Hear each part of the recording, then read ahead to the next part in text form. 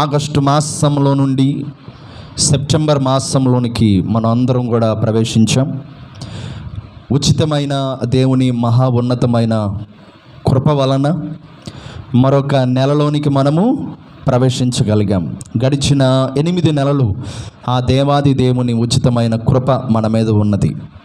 గడిచిన ఆగస్టు మాసం అంతా అనేక రకాల బలహీనతలు మనల్ని బంధించిన దేవుడు ఆ బంధకాలలో నుండి మనల్ని విడిపిస్తూ మరొక నూతనమైన మాసంలోనికి మనల్ని ప్రవేశపెట్టారు. అయితే మంచిది, అతి శ్రేష్టమైన సమయానికి మనం వచ్చాం. కాస్త ఓపికగా మరి మీ మనస్సులన్నీ కూడా వాక్యం మీద లగ్నం చేయవలసిందిగా ప్రభు పేరట కోరుచున్నాం.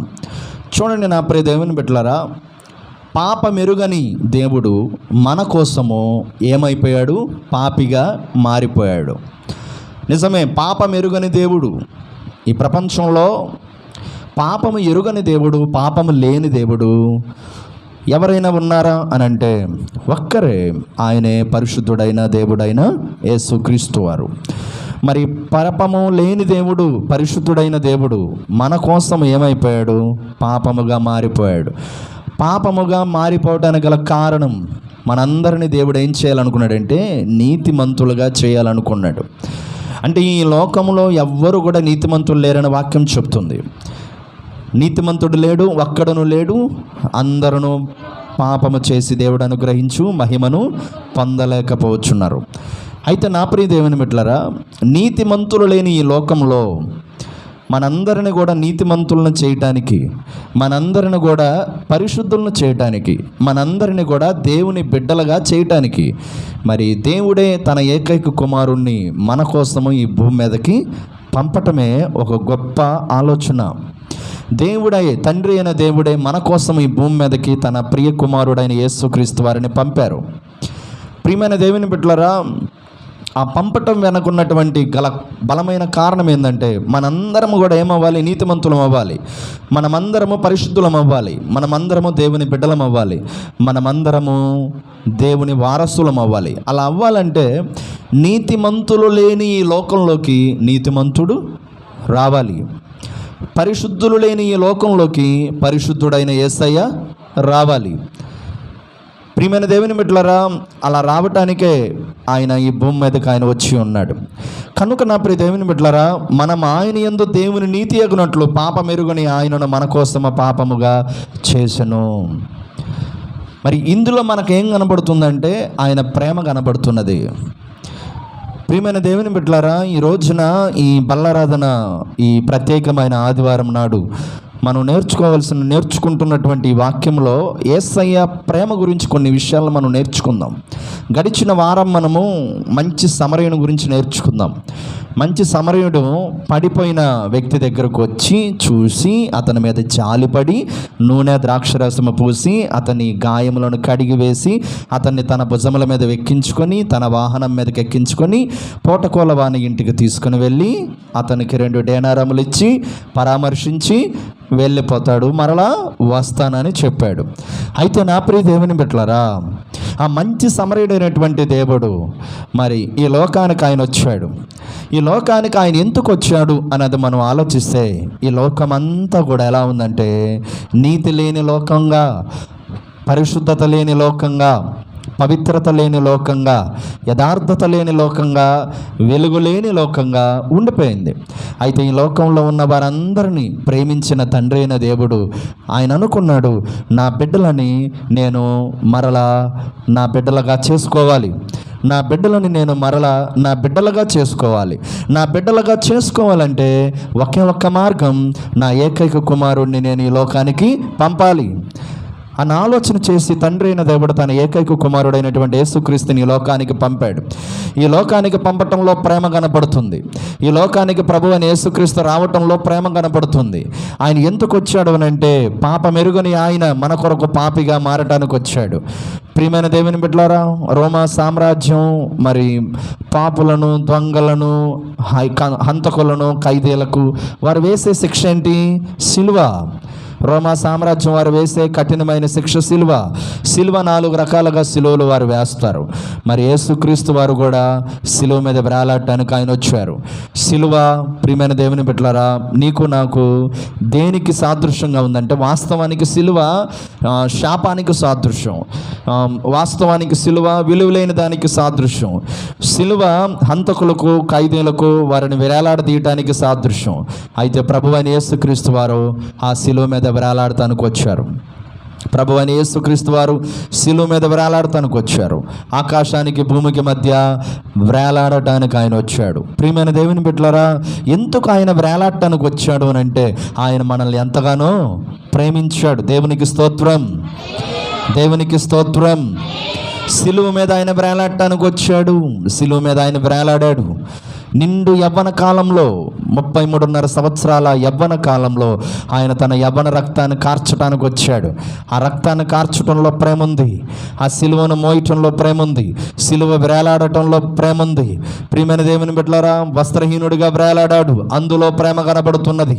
నా ప్రియ దేవుని బిడ్డలారా, ఆయన తన ఆఖరి రక్త బొట్టు వరకు కూడా కార్చాడు, అందులో ప్రేమ కనబడుతున్నది. నా ప్రియ దేవుని బిడ్డలారా, ఈరోజు నీ వాక్యం ఆలకిస్తున్నామే.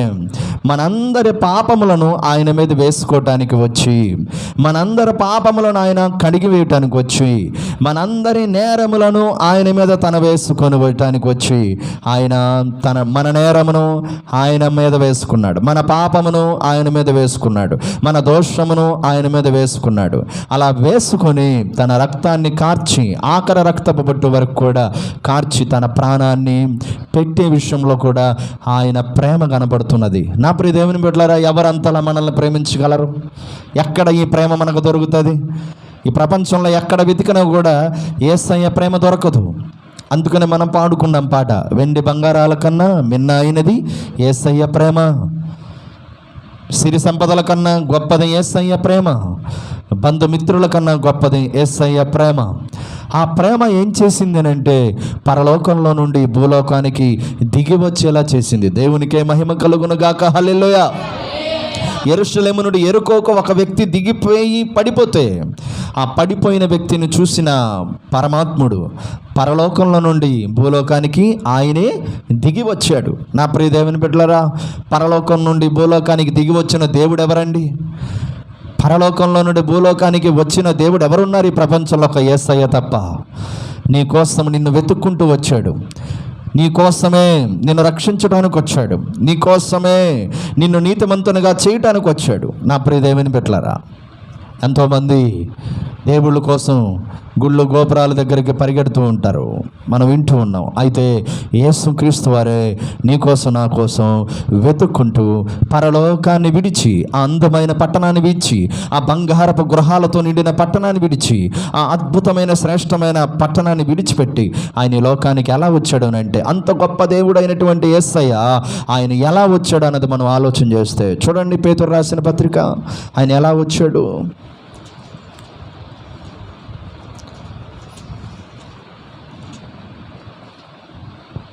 నా ప్రియ దేవుని బిడ్డలారా, 2వ పేతురు రాసిన పత్రిక తెరవండి.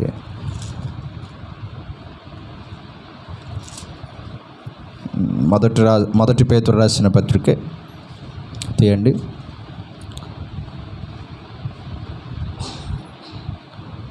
పేతురు రాసిన మొదటి పత్రిక 2వ అధ్యాయము 22 నుండి చదవండి. చదవండి.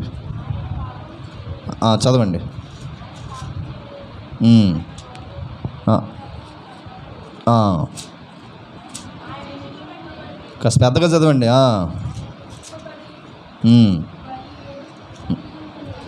దూషింపబడి బదులు దూషించలేదు,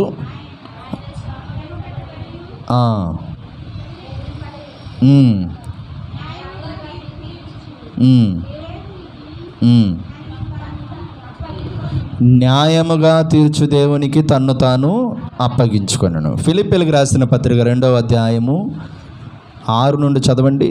ఆయన దేవుని స్వరూపము కలిగిన వాడై ఉండి దేవునితో సమానముగా ఉండుట విడిచిపెట్టకూడని భాగ్యమని ఎంచుకొనలేదు, కానీ మనుషుల పోలికగా పుట్టి దాసుని స్వరూపమును ధరించుకొని తన్ను తానే రిక్తునిగా చేసుకొనెను. దేవునికే మహిమ కలుగును గాక. హల్లెలూయా, హల్లెలూయా. ప్రియమైన దేవుని బిడ్డలారా, తలలెత్తండి అందరూ, వాక్యం వైపు చూడండి. పరలోకము నుండి భూలోకానికి దిగి వచ్చిన దేవుడు ఎలా వచ్చాడు అన్నది మనం ఆలోచిస్తే, దేవుని స్వరూపము కలిగిన వాడై ఉండి దేవునితో సమానముగా ఉండుట విడిచిపెట్టకూడని భాగ్యమని ఎంచుకొనలేదు, కానీ మనుషుల పోలికగా పుట్టాడు. పరలోకము నుండి భూలోకానికి వచ్చిన మన యేసయ్య ఆయన ఎలా వచ్చాడు అన్నది ఆలోచిస్తే, పోలికను మార్చుకొని వచ్చాడు. ఏ పోలిక? దేవుని పోలికను, దేవుని స్వరూపాన్ని మార్చుకొని మానవ స్వరూపముగా, మానవునిగా ఈ భూమి మీదకి వచ్చాడు.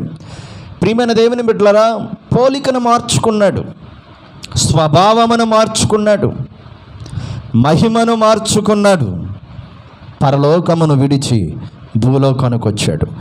రెండవదిగా నా ప్రియ దేవుని బిడ్డలారా, దేవుని స్వరూపమును ధరించుకున్న దేవుడే అయినటువంటి ఆ దేవుడైన యేసయ్య ఈ భూలోకానికి ఎలా వచ్చాడు అనేది ఆలోచిస్తే, దాసుని స్వరూపమును ధరించుకొని వచ్చాడు. దేవుడు ఏమైపోయాడు? దీనుడుగా మారిపోయాడు. తలలెత్తాలి మీరు. దేవుడు ఏమైపోయాడు? దీనుడుగా మారిపోయాడు. సింహాసనం మీద కూర్చోవలసిన దేవుడు, సింహాసనం మీద కూర్చోవలసిన దేవుడు ఈ భూమి మీదకి ఆయన ఎలా వచ్చాడనంటే, శిలువ మీద వేలాడటానికి వచ్చాడు. బాగా ఆలోచించండి.